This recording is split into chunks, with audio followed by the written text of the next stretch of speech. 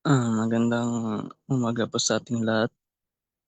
Tayo po'y mag-aaral po ngayon sa ating pong, morning devotional sa oras na ito na pangunahan po sa atin ni Brother Japet. Bago po 'yan ay magkakaroon po muna tayo ng, ah, opening song at katapos po niyan ay opening prayer naman po ni Sister Kai at susunod na po diyan ang, ah, speaker na ipagkaloob sa atin ni Brother Japet. So bago po 'yan, magkakaroon po muna tayo ng atin pong, opening song.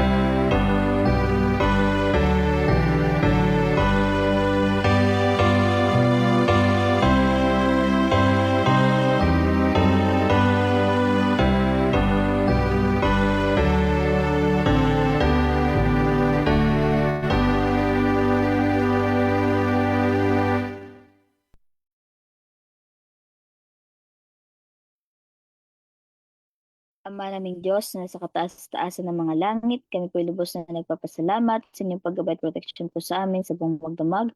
At kami po'y nagising sa umagang ito at muli po'y makapakinig ng inyong banal na salita. Naway biyayaan niyo po kami ng karunungan at katalinuhan upang ang inyong mga mensahe na aming maririnig sa umagang ito ay amin po itong maintindihan at tumatak po ng malalim sa mga puso't isipan, maging gabay namin sa pang-araw-araw habang kami po ay nabubuhay dito sa libutan. At ganoon din naman po sa aming tagapagsalita, naway ikaw po magkaloob sa kanya ng karunungan at katalinuhan upang kanya po maisalaysay ng maayos at malinaw at naway itago niyo po siya sa likuran ng inyong krus upang lahat po mamitawi sa kanyang mga labi ay naaayon lamang po sa inyong banal na kalooban. Maraming salamat po sa mabigay nagkaloob sa amin. Patawad po kung sa pumusumpungan ng pagkukulang at pagkakasala. Ito po aming hiling at dalangin sa pangalan ng aming Panginoong Jesus. Amen.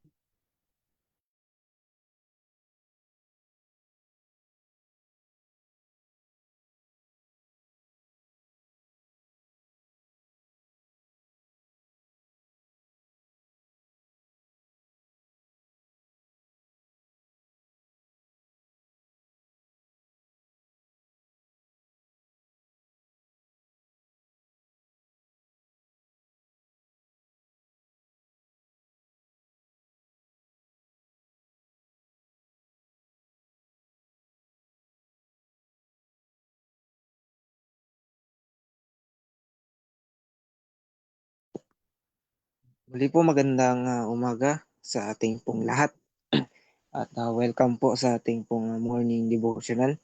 So tayo po ay patuloy na mag-aaral po sa aklat po ni Sister White sa devotional sa Christ Triumphant at ngayon po ay November 14 at meron po itong pamagat na Be Faithful unto Death.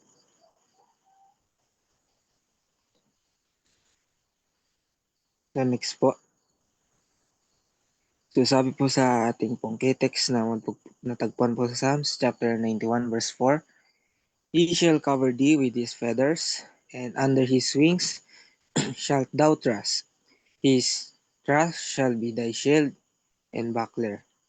So, dito pa lang po sa K-text natin ay makikita na po natin na kagaya sa ating pong title na tayo po ay manampalataya at magtiwala sa ating pong Panginoon dahil wala pong ibang tutulong sa atin o yung magiging gagabay kundi yung atin lamang pong Panginoong Hesukristo. Kaya sa ating pong pag-aaral ano po sa umagang pong ito, dito po natin mas makikita kung paano po yung paggabay at pagturo sa atin ng ating pong Panginoon kahit na bagaman yung ating pong mga buhay yung siyang maging kapalit para po sa gawain ng ating pong Panginoon Kristo na kanya pong ipapagkaloob sa bawat isa po sa atin.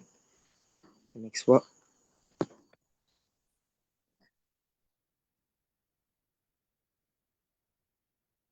The body of John was consumed. The council had done all that they could do with the man whose only crime was that he could not accept as infallible the counsel of Constance, and he could not let their voice, stand above the voice of God in his word. But God seeks again that which is fast, recalling all the proceedings, whether of judgment or of mercy.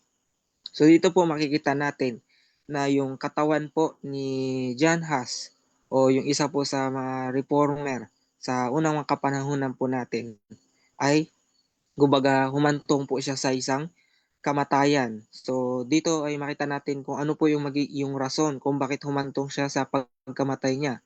Dahil ayaw niya pong tanggapin na yung council sa kanya pong panahon ay hindi po nagkakamali. So kanya po talagang pinanigan yung salita ng ating pong Panginoong Diyos na ito talaga yung tunay, na at ito yung hindi po nagkakamali. So kumbaga hindi niya po pinanigan yung council. Kaya itong pagtayo niya sa salita ng ating pong Panginoon, so sinasabi nga po dito na ito po ay isang naging krimen na sa kanila. So ito po nga ang nakakatakot na yung pagtayo pala sa salita ng Panginoon ay labag na sa batas ng sanlibutan at ito ay humahantong na sa krimen. Kaya yung nangyari po sa kanya ay siya po ay pinatay. So sa pamagitan nga po ng pagsunog sa kanya pong katawan, no, sa paninindigan sa salita ng Panginoon.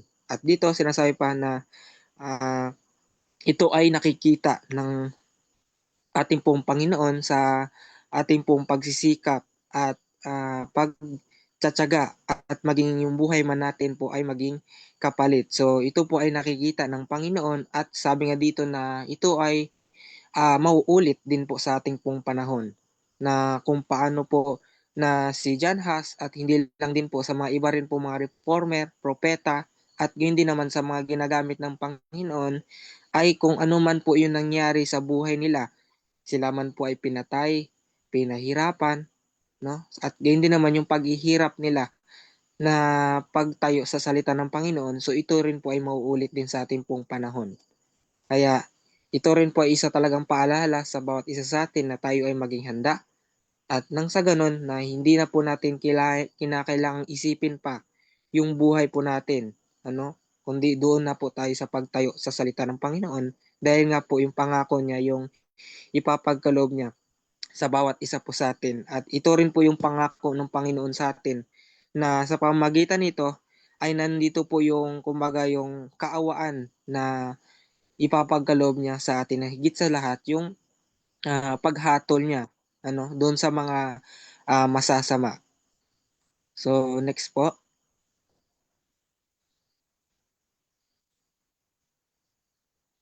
The biography of the righteous is among the best treasures that the church can possess. So, ito nga yung inano po dito na talagang yung pagkakaroon ng pagiging matuwid sa harapan ng ating pong Panginoon ay isa talaga tong kayamanan na kinakailangan pong magkaroon ang bawat iglesia. We have the benefit of the accounts of the workings of the power of evil in contrast to the deeds of those who, through many centuries, were living by every word that proceeded out of the mouth of God. So, ito nga rin po yung talagang benefit din po sa atin na kung alam po natin yung salita ng Panginoon, kung tayo po ay nagbabasa at nag-aaral, na hindi lang po tayo kinig lang ng kinig sa bawat nagsasalita, kundi meron din po tayong self-devotion. Meron po tayong sariling pag-aaral ng salita niya. So, sinasabi nga dito na tayo ay magkakaroon po ng, kumbaga, assurance at yung parang kalamangan ba natin na alam natin kung saan yung mali at alam po natin kung saan po yung mabuti. At ito po ay magmumula sa pamagitan nga po ng sa bibig ng ating pong Panginoong Kristo. At ito yung magbibigay sa atin para yung ating pong buhay ay maging maayos at yung ating pong buhay ay naaayon po sa kalooban ng ating pong Panginoon. At nang sa ganon, kasi ito rin po yung pangako ng Panginoon sa atin na kung ating pong patuloy na pinag-aaralan yung kanyang pong salita, so hindi na po tayo matatakot kung yung ating man pong buhay ay maging kapalit, kung tayo man po ay papahirapan. So hindi na po tayo mangangamba dahil sa ating pong pagbabasa, hindi po ba't maraming mga pangako yung Panginoon na ating matutuklasan. At kung yun po yung patuloy nating nababasa, yun po yung patuloy nating napapag-aralan, yung puro pangako, yung promise ng Panginoon. So sa tingin po kaya natin ay matatakot pa kaya tayo? So sa tingin po kaya natin na mangangamba pa tayo na yung napakaraming pangako ng Panginoon sa atin, na samantalang yung paghihirap po natin, yung pagbuwis natin ng buhay, kagaya nga sa ating naging example po sa umagang ito kay John Haas, na yung kanya pong naging halimbawa sa atin, ito rin po nawa yung pumukaw sa bawat isa na tayo ay maging tapat hanggang sa huli-hulihan ng ating pong mga hininga. So next po. This rich experience is bequeathed to us as a legacy of great value. So kagaya nga po sa mga naka-experience nito, sa mga nauna po sa atin, ito rin po yung talagang isang ipapamana sa bawat isa po sa atin. So ibig sabihin lang po, 'di ba, kapag halimbawa sa isang pamilya na kumbaga meron silang yung ama nila merong kayamanan, 'di ba? At kapag mawawalan na yung kanilang ama ay ipapamana niya ito sa mga panganay, sa kanya pong mga anak, yung kayamanan ng kanilang ama. So ibig sabihin kapag ibinigay na po nila yung kayaman pong yun sa kanilang pong mga uh, anak at lalo higit sa kanya pong panganay, so siyempre andun yung ano na po yung ginagawa nila. Hindi po ba 'di ba iniingatan na nila ito? Kumbaga andun na yung pagiging responsibilidad nila doon sa ipinamana sa kanila ng kanilang ama. So, ganun din naman sa ibang kumpanya na halimbawa na mawawala yung may-ari, ipapamana niya doon sa mga pinagkakatiwalaan talaga ng magpapamana. So, ganun din naman po sa panahon po natin na sa mga nakaranas nung unang panahon, sa mga nakaranas na kumbaga tinayuan nila yung salita ng ating pong Panginoong Diyos. So, ito rin po ipapamana niya sa bawat isa po sa atin na tayong mga nasa huling panahon na kung paano po nila pinaghirapan, kumbaga sinecure yung mensahe. Ganun din naman po yung magiging responsibilidad po natin. Dahil kung sa atin nga po ito ipapamana, ibig sabihin meron po silang tiwala sa bawat isa po sa atin. At yun po yung nais na ipaunawa po sa atin ng Panginoon na sa pagbibigay po sa atin ng pamanang pong ito, nawa ay maging tapat po tayo sa ipapamana sa bawat isa po sa atin. At sabi pa dito, when history shall be repeated, when the great men and women of earth will not come to the Bible for light and evidence and truth, and human commandments shall be exalted above the commandments of God, and when it shall be regarded a crime to obey God rather than civil laws, then we shall not have to tread a path in which we have had but few examples of others who had gone before us. So dito nga po ay makita natin na yung panahon po natin, sa unang panahon po natin ay mauulit din po sa ating pong panahon. At kung sabi nga dito na yung nakakalungkot lang na sa bawat tao dito po sa sanlibutan na kapag dumating po yung katotohanan ng ating pong Panginoon sa Bible, dahil nga ito nga po ay magbibigay ng liwanag o ebidensya ng katotohanan, at kung ito man po ay inihayag na sa bawat tao kasama po yung kautusan ng ating pong Panginoon, at kung ito po ay patuloy pong tinatanggihan ng bawat tao, patuloy po itong inaano nila na ito ay kadiliman. Kumbaga sabi nga dito, 'di ba, na ito ay liwanag, pero kung ito po ay sinasabi ng mga tao na ito ay kadiliman, maraming tumatanggi sa katotohanan ng ating pong Panginoon. So, sabi nga po dito na ito ay magiging malabo na po sa atin. At nakakalungkot lang na kapag once na ito rin po yung ano rin po dito na kapag sa pagsunod po natin sa sa katotohanan o salita ng ating pong Panginoong Diyos, at kung ito man po ay dumating na sa panahon na ito ay maging krimen na sa batas ng sanlibutan, sa pagsunod po natin sa law ng ating pong Panginoon.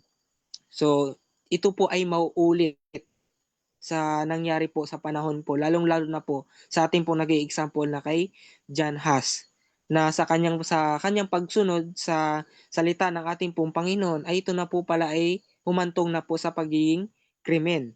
Dahil nga po labag na sa batas ng sanlibutan.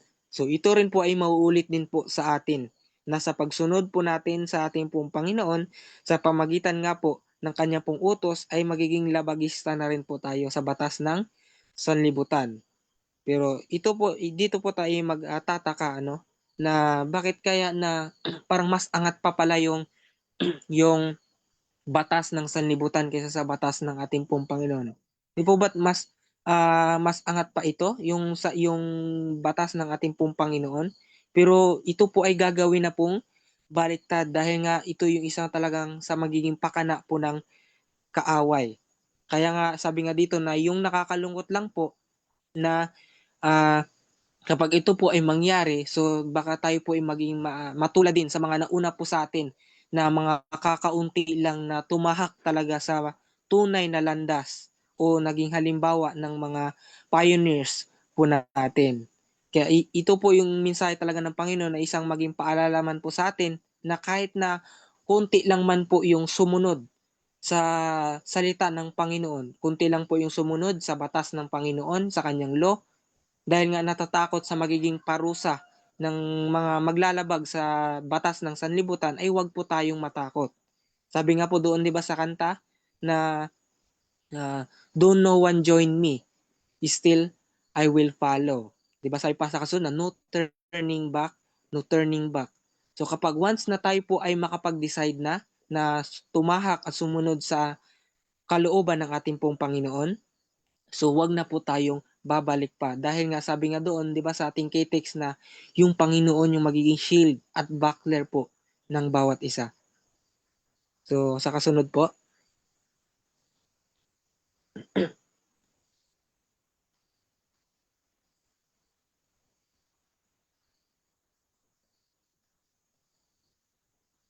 So next slides po.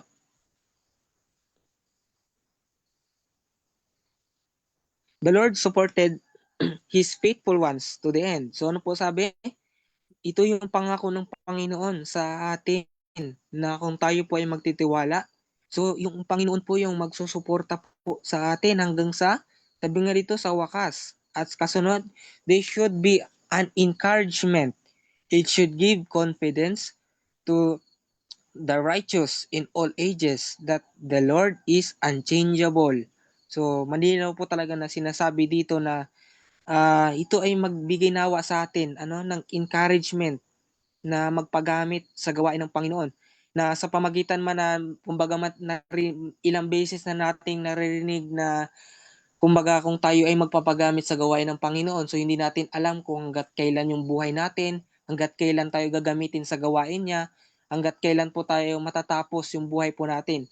So 'di ba kapag paminsan kadalasan na kapag maririnig natin halimbawa mayroong kumbaga yung buhay natin ay magwawakas, yung buhay man halimbawa 'di ba sa mga may sakit na lang po. Hindi po ba 'di ba kapag may taning na yung buhay nila, hindi po ba kadalasan nandun yung pagkatakot nila, kadalasan andun na pa yung pangangamba nila, siyempre hindi na po tatagal yung buhay nila. Pero habang pong halimbawa kung isang buwan na lang yung taning nila sa kanilang pong mga buhay, ano lang po yung ginagawa nila?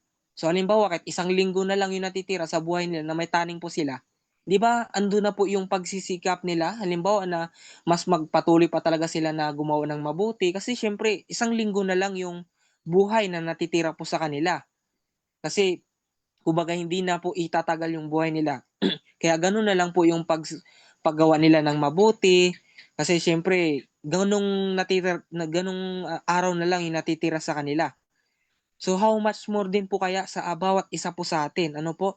Na gano'n din naman na kapag tayo ay gagamitin ng Panginoon, so italaga na po natin yung buhay po natin na hindi po natin alam na hangga't kailan po magwawakas ito. Kagaya po sa ating pong reformer na si John Huss na hindi niya po alam kung hangga't kailan po yung buhay niya nagwakas nung una pa lang po. Pero ano nga sabi po doon na mas nagsika pa siya, kumbaga mas naging determinado pa siya na magpagamit sa gawain ng Panginoon dahil nga po sa kahit na meron na pong yung kumbaga yung buhay niya ay meron na pong sinyalis na ito ay magwawakas. So ibig sabihin po, hindi po siya natakot, hindi po siya nangamba, kundi mas nagsika pa siya, mas na-encourage pa siya na mas magpagamit sa gawain ng Panginoon. Sabi nga dito na confidence, na magbibigay pa sa atin ng confidence, ng lakas ng loob, na magpagamit na kahit na yung buhay man po natin ay maging kapalit o magkahantong man tayo sa kamatayan. At sabi po dito na kung ano man po yung maging isasabi sa atin ng Panginoon, kung ano man po ituturo niya sa atin, ay magkakaroon po, kumbaga hindi po ito mababago. So unchangeable, hindi po nagbabago yung Panginoon. Kung ano man po yung pangako na ipapagkaloob niya sa atin, yun at yun po yung matutupad at mangyayari. Kasunod po dito, He will manifest for His people in this age His grace in His power. So doon lang po sa kanina po. Yan po. He will manifest for His people in His age His grace in His power as He has done in past ages. So kung ano po yung nangyari nung mga unang panahon po natin, kung paano po nagmanifest sa bawat tao yung kanyang pong biyaya at kapangyarihan, so yun din po yung mamamalagi din po sa bawat isa po sa atin. So, di ba po sabi yung pangako ng Panginoon na kung paano po yung Holy Spirit na gumabay po sa panahon po ng Pentecost. So mas malakas din po sa panahon po natin kasi sabi nga doon na 10 beses na mas pinalakas po yung ipapagamit ng Panginoon sa atin. Sabi pa dito, the declaration of God's word and the accuracy with which He has made them good in history combine to give us assurance and instruction of greatest value.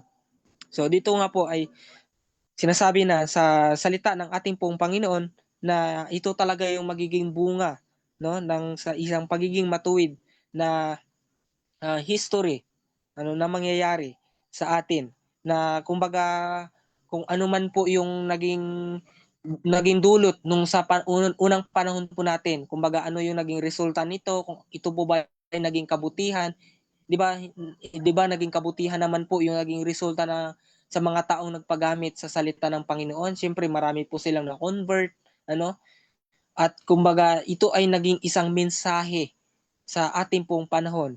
So ito po yung sinasabi dito na sabi nga na assurance na rin po ito sa bawat isa sa atin na kung atin pong susundin yung instruction ng ating pong Panginoon, ito po ay isang magiging dakila at mas kahalaga sa paningin ng ating pong Panginoon. So kumbaga na hindi na po tayo mangangamba. So hindi na po tayo kumbaga magdadalawang isipan na magpagamit sa ating pong Panginoon. Kasi bakit po? Kasi sabi nga dito na sa mga unang pioneers po natin, sa mga unang reformer na nagpagamit sa gawain ng Panginoon, ay ito po ay naging isang mabuti at kumbaga glorious yung naging resulta po nito. So ito na rin po yung assurance po natin na why not na hindi po tayo magpagamit sa gawain ng Panginoon bagamat kahit ito ay buhay man po yung maging kapalit po natin. So kasunod po. In the experience of Huss was a witness, a monument erected, calling the attention of the world to the promise, "Be thou faithful unto death, and I will give thee a crown of life." So sa sinasabi nga po dito na yung nag-i-example po ni John Huss, na isa talaga itong magpukaw ng attention po ng bawat isa, na kumbaga bigyan na po natin ito ng pansin na sabi nga dito na tayo ay maging tapat hanggang sa kamatayan. Dahil po sabi po dito yung pangako ng Panginoon, ano po yung ibibigay niya sa atin? Buhay na walang hanggan. Kaya ito po nawa yung maging naisin po natin na kahit man po yung ating pong buhay ay maging kapalit. Kasi kung tutuusin, 'di ba, alam naman po natin na yung buhay po natin sa sanlibutan ay hindi po permanente. So talagang lahat naman po tayo ay darating din po naman po sa kamatayan kung ito yung kalooban ng Panginoon na tayo po ay hahantong po sa kamatayan. Pero yung gusto po ipaunawa sa atin ng devotional po natin sa umagang ito ay nawa kahit anuman po yung mangyari sa buhay po natin ay tayo po ay naging tapat hanggang sa kahuli-hulihan po ng ating pong mga hininga. At ibig sabihin po, ito po ay isang assurance po sa bawat isa na langit at buhay na walang hanggan po yung ating pong tatanggapin sa ating pong Panginoon. Kasunod po, registered in the history of nations, John Huss' lives, his godly works, and his steadfast faith, his pure life and conscientious following of the truth that was unfolded to him. This he would not yield even to be saved a cruel death. So sinasabi nga po dito na yung naging history ni John Huss, talagang ito po ay kumbaga na naipakalat sa bawat nation, sa bawat lugar, sa bawat bansa. So talagang nakita po nila kung paano po yung naging pagtatapat ni John Huss. So ito po ay isa lamang po sa mga naging halimbawa ni Sister White, pero napakarami pong naging halimbawa rin po sa mga iba rin po nating pioneers na kumbaga nagbuwis din po ng kanila pong mga buhay. At sabi nga po dito na yung kanya pong history, yung kanya pong buhay ay hindi po ito natapos. Kumbaga hindi lang po ito na na nandoon lang po sa isang lugar. Kumbaga hindi po ito na ipakalat. Kundi sinasabi po dito ay ito po ay unfolded. So sabi nga dito na mas naihayag pa nga, mas nakilala o mas na nalaman ng bawat tao kung ano po yung naging ginawa niya, kung paano po yung paghihirap at pagtatapat niya sa salita ng Panginoon at higit sa lahat yung pagbuwis ng kanyang pong mga buhay. At ito nga po yung humantong na hindi niya po pinili yung mali para lang po mailigtas yung buhay niya. Hindi niya po pinili na panigan na lang yung council sa panahon niya na bagamat ito man po ay mali naman po yung sinasabi, hindi niya po pinanigan yun, kundi mas pinanigan niya yung salita ng ating pong Panginoon maging kahit na yung buhay niya po ay maging kapalit. At yun din po nawa yung siyang talagang pumukaw sa bawat isa po sa atin na kahit na humantong man po tayo sa kamatayan ay mas panigan pa po natin yung tama at yung salita ng ating pong Panginoong Hesukristo. So kasunod po.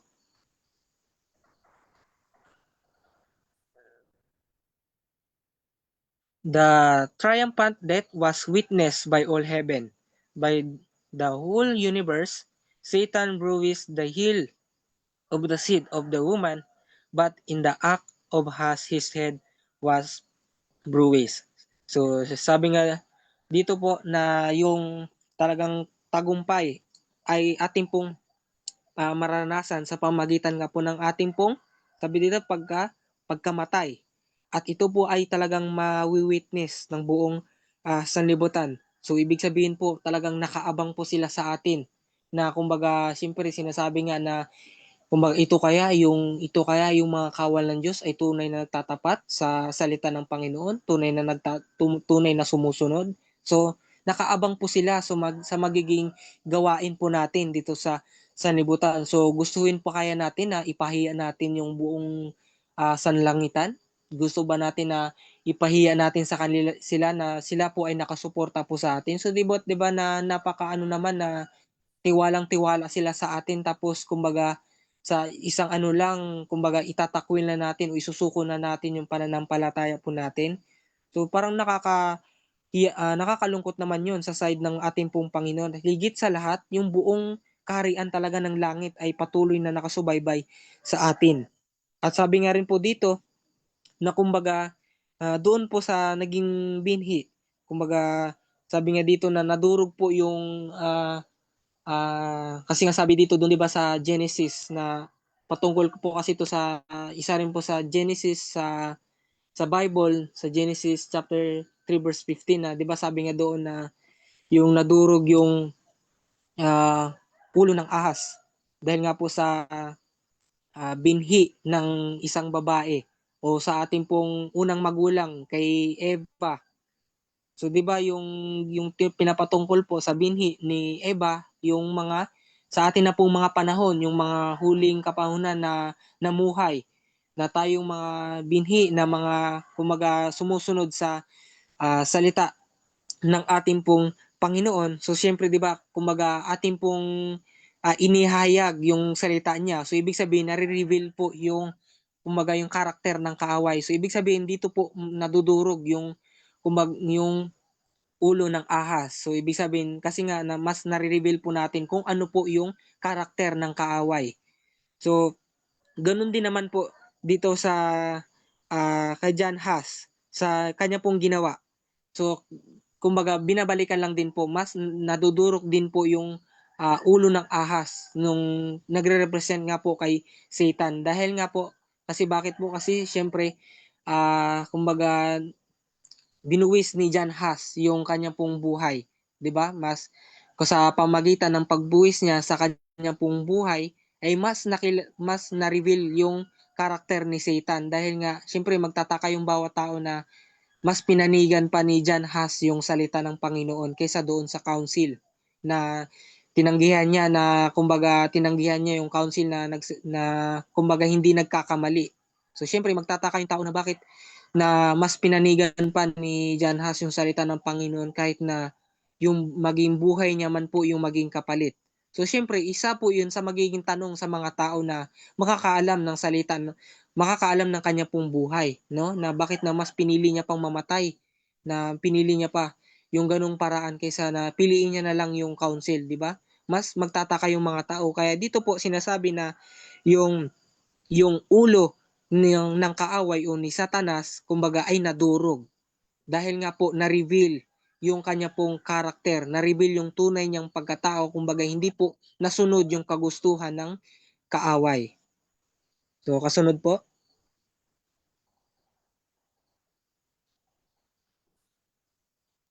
So sabi po dito, the battlements of heaven are thronged with a great crowd of angels watching the conflict of human beings with the prince of darkness.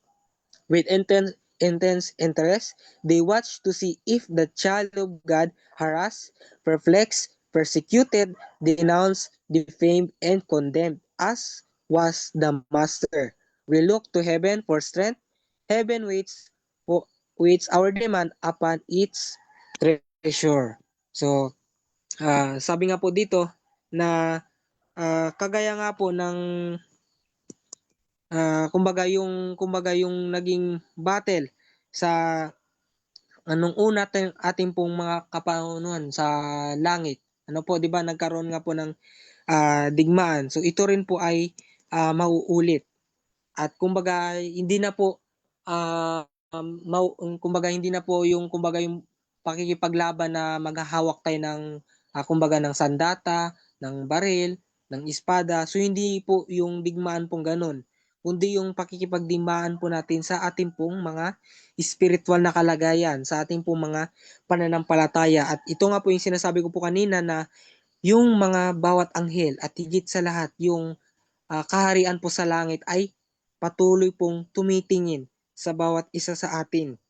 Kasama po yung mga ah, ating pong kaaway at gayon din naman po yung kanya pong mga soldier, yung mga anghel din po na nadaya niya. So sila po ay nakatingin po sa atin, sa ating pong mga kapanahunan. At sabi nga dito ay isa po talaga tong intense na mangyayari.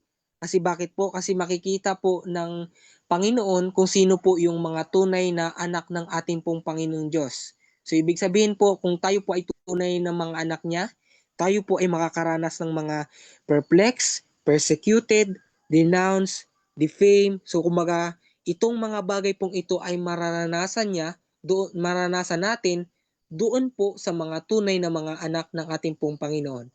Kaya kung sa ating pong panahon, sa ating pong mga buhay po ngayon, kung hindi po tayo nakakaranas ng kumbaga sa pag-uusig po sa atin, kumbaga pagmamaliit sa atin, pangungutya, sa mga kumbaga sa pagpapahirap sa atin, hindi lang po sa mga ibang tao kundi sa mismo po nating mga kapatiran, yung mga pang-usig po sa atin na bagamat wala pa nga po yung persecution na ipaparating pero pang mas nauuna pa sa panahon po natin sa pamagitan pa ng mga ating pang mga kapatiran. So kung yung mga bagay pong yan ay naranasan po natin, so patunay po na tayo po ay tunay na sumusunod sa bilang pagiging tunay na anak ng ating pong Panginoon. Pero kung magtataka tayo na kung wala po tayong makaranas ng mga gantong mga bagay sa nabanggit po natin, so ibig sabihin po, alam na po natin kung saan po yung magiging buhay po natin. Kasi sabi nga po dito, na itong mga bagay pong ito ay naranasan po ng ating pong Panginoong Hesukristo. So kung naranasan po ito ng ating pong Panginoong Hesukristo, so ibig sabihin lang po, kung tayo po ay mga nag-aangking tunay na mga anak niya, ito rin po yung mararanasan po ng bawat isa. Dahil sabi nga dito sa kasunod pa na yung buong sanglangitan ay nakatingin po sa bawat isa sa atin kung hanggang saan po yung kalakasan at pagtitiwala natin ng ating pong pananampalataya sa ating pong Panginoon. At higit sa lahat, sabi nga po dito na yung ating din pong langit sa pamagitan po ng ating pong pagtsatsaga at paghihirap po natin, sabi nga dito na yung kayamanan po o yung pangako ng Panginoon sa atin yung isang ipapagkaloob niya sa bawat isa po sa atin. So, kaya nawa po sa ating pong devotional sa umagang pong ito, na makita po natin na kung sa ating po nag-i-example na si John Huss, na ibinigay po sa atin ng ating po Panginoon sa pamagitan po nating propeta, na isa lamang po ito sa mga naging halimbawa sa mga reformers na nauna po sa atin, na magsilbing aral sa bawat isa sa atin. Na bagamat sabi nga doon na nalaman na ni John Huss na yung buhay niya ay maikli na lang. Siyempre, dahil nga po meron na pong bilang yung buhay niya dahil nga sa pag-reject niya sa council sa panahon niya na ito ay pagtanggi niya na hindi nagkakamali yung council, kundi mas pinili niya yung salita ng ating pong Panginoon. No? Sa pamagitan noon na laman niya na yung buhay niya ay meron na pong taning. Dahil nga meron na pong pagbabanta sa kanya. Pero ano nga sabi doon na hindi siya pinanghinaan ng loob. Sabi nga doon na nung nalaman niya nga po na meron na pong taning yung buhay niya, sabi nga doon, mas nagsika pa nga po siya. Mas nagtapat pa siya sa ating pong Panginoon na panigan yung salita niya dahil alam niya na ito ay katotohanan. At alam niya na ito ay magdadala sa kanya sa buhay na walang hanggan na pangako ng Panginoon. So nawa ay ito ay magsilbing aral din po sa atin at makita rin po natin doon sa mga tao na di ba meron na pong may taning, sabi nga sa example din po natin kanina na meron na pong taning yung buhay nila na halimbawa isang linggo, isang buwan, pero hindi po sila kumbaga nawala ng pag-asa, kundi mas nagsika pa nga rin po sila na gumawa ng kabutihan, gumawa sa kalooban ng nararapat po sa ating pong Panginoon. At yun din po yung maging paalala sa bawat sa atin na bagamat kung ating pong tatanggapin yung gawain ng Panginoon, asahan na din po natin na meron pong pagbabanta sa buhay po natin. Bagkos, hindi po tayo matakot doon, kundi mas pagsikapan pa nga po natin na magtiwala at palakasin yung ating pong pananampalataya dahil po yung pangako ng Panginoong Kristo po sa atin ay buhay na walang hanggan at yun po yung ipapagalob niya doon po sa mga taong patuloy po nagtsatsaga at naninindigan sa paniniwala po patungkol po sa salita ng ating pong Panginoon. So yun lamang po ang aking devotional sa umagang pong ito. Muli po magandang umaga po sa ating lahat at pagpalain po tayong lahat.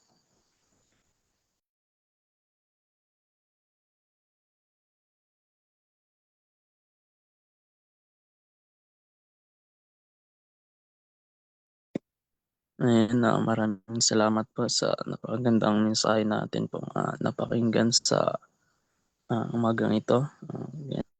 Kaya nga nasasabi doon na gaya nga ni Jan Hus na nanampalataya at nagtapat sa Panginoon, nagpagamit sa Panginoon sa kabila ng kanyang pinagdadaanan, bagamat ang buhay niya na yung kapalit.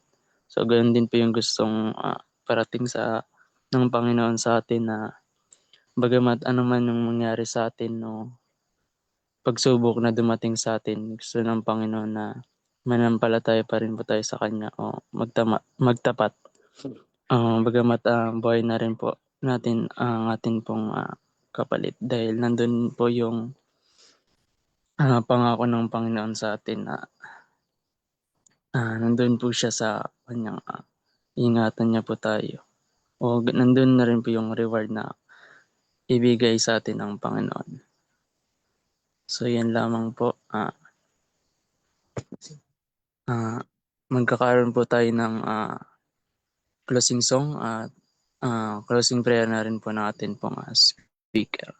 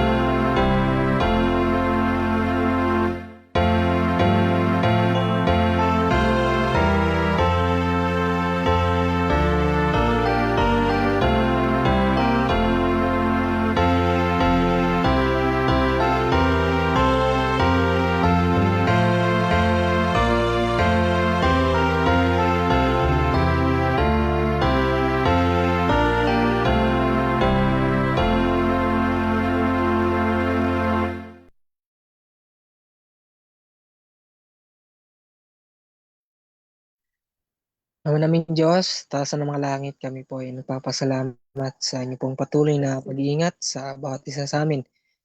na magdamag na nakalipas na inyo pong pag-iingat at yun naman sa umagang ito na inyo po kaming ginising na taglay-taglay po ang buhay at kalakasan na patuloy po namin natatanggap po sa iyo.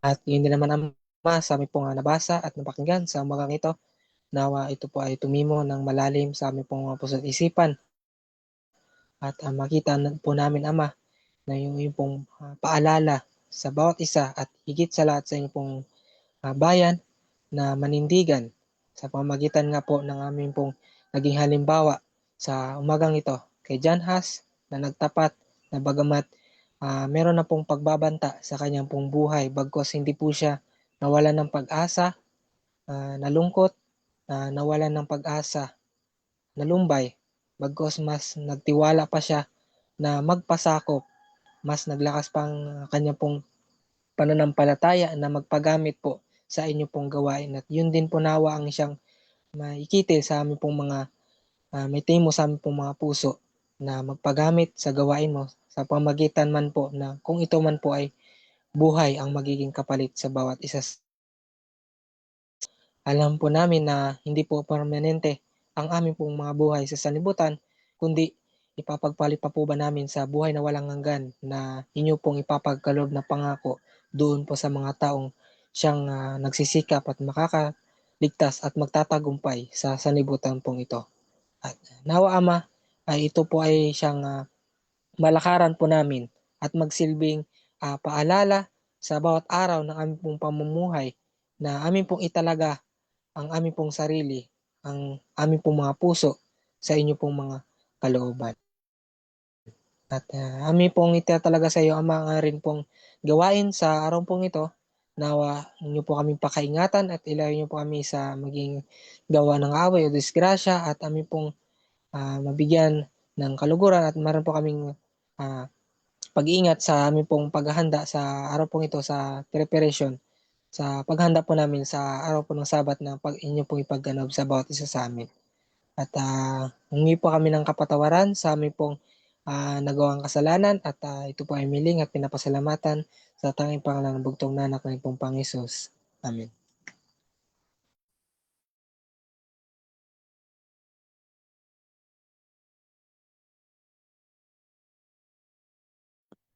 Muli maraming salamat po sa mga sumabaybay at nakinig sa atin pong morning devotional. Akin pong in-invite mamaya sa atin pong vesper at sunod na morning devotional na patuloy na makinig at sumabaybay po sa atin. Ngayon po, magandang umaga at pagpalain po tayong lahat.